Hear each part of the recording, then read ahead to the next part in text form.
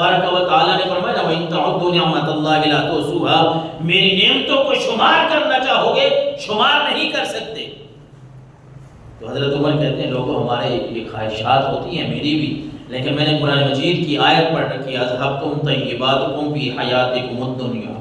کہ رب نے قرآن میں فرمایا دنیا میں رب جس کو یہ نعمتیں عطا فرمائے گا نا، کہا ہے تو کافروں کے لیے یہ آیت مقدسہ کا حصہ، کہ رب نے فرمایا اے نبی یہ کافر دنیا میں یہ چیزیں استعمال کر رہے ہیں، بس ان کے لیے یہ دنیا آخرت میں کوئی حصہ نہیں ہے۔ حضرت عمر فرماتے ہیں یہی آیت کے حصہ پڑھ کے لوگوں خواہشات ہماری بھی پڑی ہیں، لیکن جب قرآن کو سامنے رکھتے ہیں، نبی کے فرمان کو سامنے رکھتے ہیں، پھر پتہ چلتا ہے کہ نہیں یہ دنیا کی چیزیں ان کو چھوڑیں، کام وہ کریں جس سے رب راضی ہو جائے، رب کا نبی راضی ہو جائے۔ اور حضرت ابو ہریرہ سے روایت ہے جو فقراء ہیں نا، مساکین ہیں، جو غریب لوگ ہیں، ان کو کبھی پریشانی کا سامنا نہیں کرنا چاہیے۔ دنیا کی زندگی خیر پیسہ انسان کے لیے مجبوری ہے، لیکن اللہ کے نبی صلی اللہ علیہ وسلم نے خوشخبری سنائی کہ وہ اتنا لمبا دن قیامت کا جو 50,000 سال کا آتا ہے، اللہ کے نبی صلی اللہ علیہ وسلم نے فرمایا یدخل فقراء المسلمین الجنہ قبل اغنیائہم، کہ یہ غریب لوگ جو ہے نا یہ امیروں سے پہلے جنت میں جائیں گے، اور کتنا پہلے جائیں گے؟ بنصف یوم، آدھا دن امیروں سے پہلے جنت میں جائیں گے۔ پھر اللہ کے نبی نے فرمایا وَهُوَ 500 عام، وہ آدھا دن 500 سال کے برابر ہوگا۔ یہ رب نے جن کو یہاں نعمتیں پیسے کی، مال و دولت کی اگر نہیں عطا فرمائی، کوئی غربت میں زندگی بسر کر رہا ہے، تو رب کے نبی کا یہ فرمان بھی سن لے کہ باقی لوگوں سے رب کے نبی نے فرمایا 500 سال پہلے اللہ تمہیں جنت میں داخلہ نصیب فرمائے گا۔ لیکن یہ ہے کہ خواہشات نفس پہ کنٹرول کریں، اپنے آپ کو رب اور رسول کا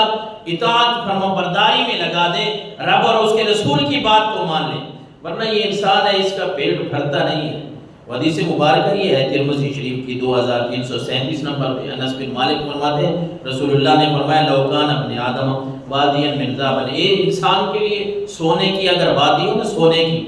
لأحب ان یکون له ثانیہ، یہ کہتا ہے یا اللہ ایک اور دے دے۔ یہ انسان اگر اپنی خواہشات کے پیچھے چلنا شروع کر دے نا، تو اللہ کے نبی نے فرمایا رب اس کو سونے کی ایک پوری وادی عطا فرما دے، تو یہ اس پہ راضی نہیں ہوتا، پھر عرض کرتا ہے یا اللہ ایک اور بھی اس طرح کی وادی دے دے سونے کی۔ اور اللہ کے نبی نے فرمایا ولا یملأ فاہ الا التراب، انسان کا منہ، انسان کا پیٹ صرف مٹی ہی بھر سکتی ہے، نہیں تو یہ خواہشات انسان کی چلتی ہی رہتی ہیں، اور انسان کبھی جو ہے وہ رکتا نہیں ہے۔ اللہ کے نبی صلی اللہ علیہ وسلم کی ایک طرف عملی زندگی ہے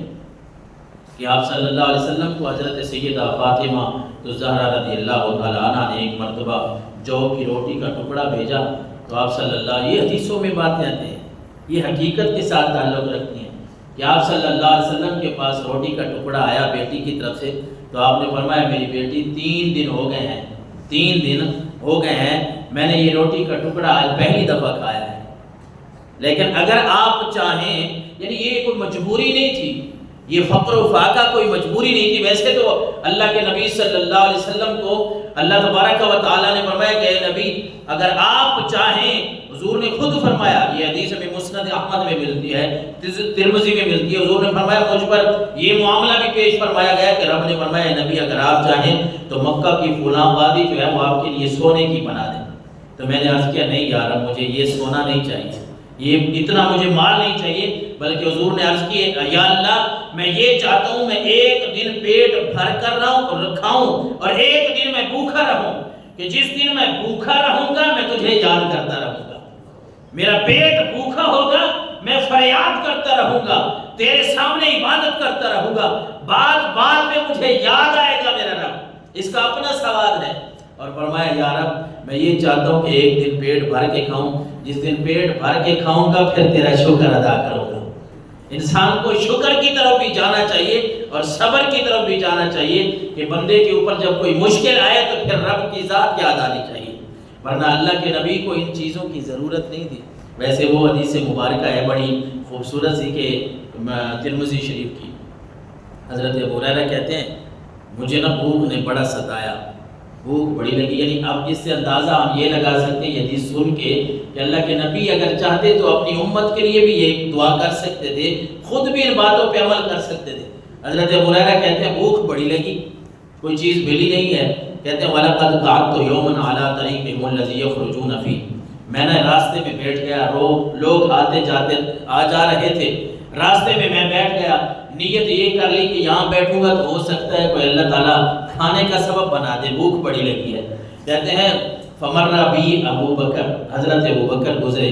جو ہی حضرت ابو بکر میرے پاس سے گزرے تو فَسَأَلْتُهُ عَنْ آیَةٍ مِّن کتاب اللہ، کہتے ہیں میں ان سے نا ایک آیت کا ترجمہ، ایک مسئلہ پوچھنے لگا کہ یہ فلاں آیت، اس کی تشریح کیا ہے، تفسیر کیا ہے، یہ کیا ہے، لیکن کہتے ہیں میرا مسئلہ یہ تھا ما اسألہ الا لیستتبعنی،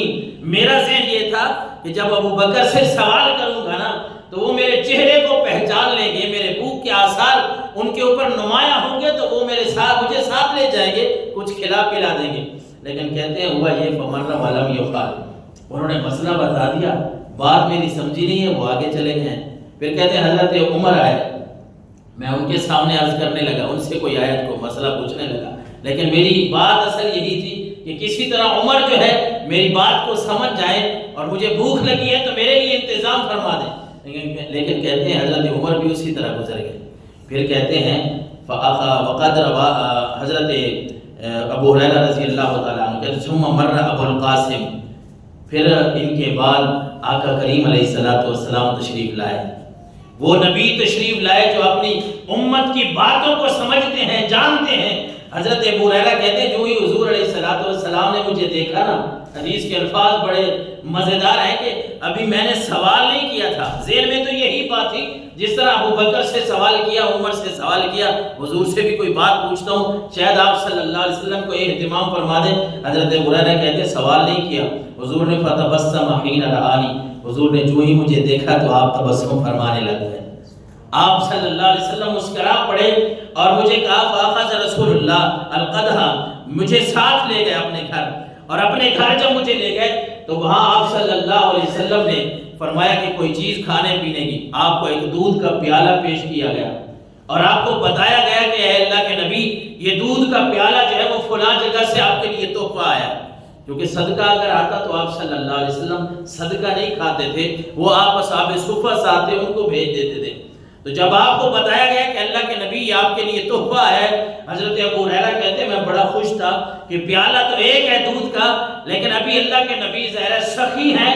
سخیوں کے بادشاہ ہیں، تو آپ فرمائیں کہ ابو ہریرہ آپ پی لیں۔ کہتے ہیں میں یہی سوچ رہا تھا لیکن کچھ الٹ ہی ہو گیا کہ حضور نے فرمایا ابو ہریرہ جا کے صفہ پہ جو صحابہ بیٹھے نا ان کو بلا کے لے آؤ۔ تو کہتے ہیں حضرت یہ ابو ہریرہ کے الفاظ ہیں، کہتے ہیں میں بلانے بھی جا رہا تھا، دل میں بڑا میں پریشان بھی تھا، پیالہ ایک ہے بہت سارے لوگوں کو بلانے جا رہا ہوں، ایک پوری جماعت آ جائے گی، ابو ہریرہ تو اسی طرح رہ جائے گا۔ لیکن کہتے ہیں جب لوگ آئے پھر اللہ کے نبی نے پھر بھی مجھے حکم نہیں دیا ابو ہریرہ آپ پی لیں، آپ نے فرمایا ابو ہریرہ یہ دودھ کا پیالہ پکڑو اور یہ فلاں کو دو، میں نے دیا،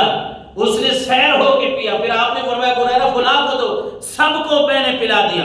ایک پیالہ دودھ کا ہے۔ حضرت ابو ہریرہ کہتے ہیں وقد ربى القوم كلهم، ساری کی ساری قوم، پوری جماعت جتنے بھی تھے وہ سب نے سیر ہو کے پی لیا، دودھ ابھی ختم نہیں ہوا۔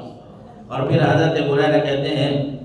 میرے آقا علیہ السلام نے وہ پیالہ پکڑا، فاخذ رسول اللہ صلی اللہ علیہ وسلم القدح، کیسا وہ پیارا منظر ہوگا کہ جب رسول اللہ صلی اللہ علیہ وسلم نے